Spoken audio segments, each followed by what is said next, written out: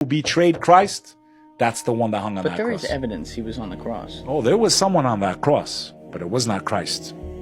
The one who betrayed Christ. Think about this. If Jesus is God or a part of the Trinity, how can he forsake himself? Forsake means to abandon. That's someone without faith, my brother. And if you came to die for me, then why are you forsaking anything? It's the one who was made to look like Christ that was hung on that cross. That was his punishment for betraying Jesus Christ. God made him look just like Jesus, and he's the one that got hung on that cross. Don't we have a record, though, of Watch Judas this. living after that, though? I have much more to... Or did I Verse just 12, make very that important, Julian Dory. This is the connection that I believe, right, go ahead. and many scholars believe, is to the Prophet Muhammad. I have much more to say to you, more than you can bear. I have much more I want to tell you, but you can't handle it. You can't bear it. When he's still talking about this advocate. When the Spirit of truth comes, he will guide you to all truth. He will not speak on his own. He will speak only what he hears, and he will tell you what is yet to come. 3 important things here. He will not speak on his own. Every Muslim knows that the Holy Quran was transcribed through the angel Gabriel directly to the Prophet Muhammad. That the angel would literally grab the Prophet, and the first verse of the Quran was, recite, I can't. Read, I can't. Because the Prophet was illiterate. Read in the name of your Lord, who created you from a clot of blood in the womb of your mother. Read, because he taught humanity that which it did not know. Many verses in the Quran, towards the end also, start with kul. Kul means to say. So the angel would grab the Prophet and say this. Kul huwa Allahu. Say God is one, the eternal, the absolute. He does not beget, nor is he begotten. He doesn't make kids, and he's not born. He's eternal. He will not speak on his own, but whatsoever he shall hear from the Father, he will make it known to you. And you'll know that he's from us, because he will confirm me. Here we are 2,000 years after the alleged death of Jesus Christ. What other human being came to earth? Now the church tries to say, he's talking about the Holy Ghost. No, he's not talking about the Holy Ghost. Any Christian that's being honest will tell you the Holy Ghost is something that inspires you inwardly. It's not something that speaks outwardly. I can't see the Holy Ghost talking.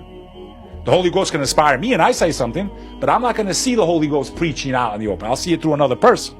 You get my point? Yeah.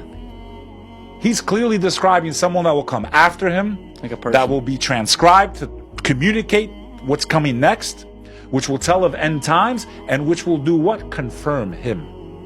Today, 2 billion people that are not Christian believe Jesus Christ is the Messiah because of a man named Muhammad. Because of a man who told them that he was sent by God, he was born to a virgin, and his mother has an entire chapter in the Quran called Mary. They do believe he's the Messiah? Absolutely, but that doesn't mean divine. What? That it means the anointed, the chosen one. Right. Jesus Christ was chosen to bring the Israelites back onto the path of God. They kept going astray. They kept dabbling in fucking black magic in Babylon. Okay? They did this shit. Not all of them, but they did. They were cut off from source. When they didn't accept Christ, they were reconquered again. But Babylon was even like run by the Persians and shit at some I understand. points. Yeah, that's when they got freed. What? When the Persians reconquered Babylon, then they told the Israelites to go back, and they built the second temple, and then Christ came. What You was that, understand? like 500 BC, something like that? Yes, then Christ came. The second temple. The third one goes up, my friend. It's bye-bye. When you see that temple, wait for the one-eyed liar. Wait for a human being who will appear. I promise you. Remember this if you're watching this show. Then you're going to know who told the truth or not. You will see a human being who will have powers that no human being has. He will speak things and have power when the world is in complete and utter destruction. Famine, starvation, global warming, whatever you want to call it, wars. This guy's going to appear promising you food and all this stuff and peace and all that. But remember, he'll have 2 eyes. One eye will look like when you pop a grape. He'll have one eye that is damaged.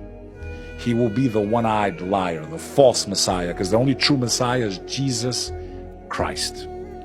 When Jesus came back the first time, he came for the Israelites. They didn't listen. They fell from grace. They lost their connection for revelation. This is what the Muslims believe. So then from the house of Isaac, God went to the house of Ishmael for the final revelation. They don't believe Islam is a new religion. They believe because we allowed the corruption I believe in the gospel of Jesus Christ. We don't have his gospel. We have Mark and Luke and Matthew and Paul, who wrote half the Bible. Paul, someone that was executing Christians. Okay? This is the theory the Muslims have. Whoever betrayed Jesus Christ was the one that was hung on that cross.